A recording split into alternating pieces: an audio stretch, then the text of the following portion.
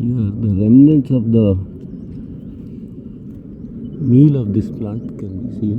Somewhere one we saw.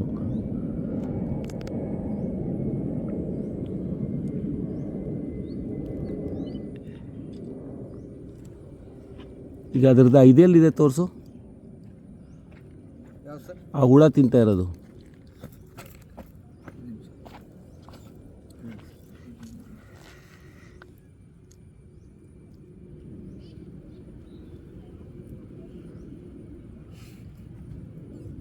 ಇಲ್ಲಿ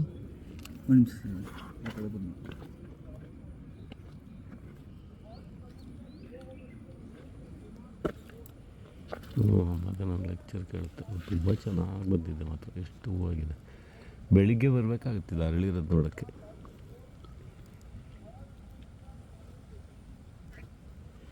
ಕಾಣ್ತಾ ಇಲ್ಲ ಅಲ್ಲ?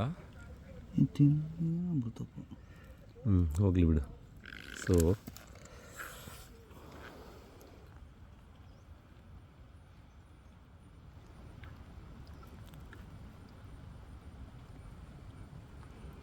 ತುಂಬ ಬ್ಯೂಟಿಫುಲ್ ಆಗಿದೆ ಅದು.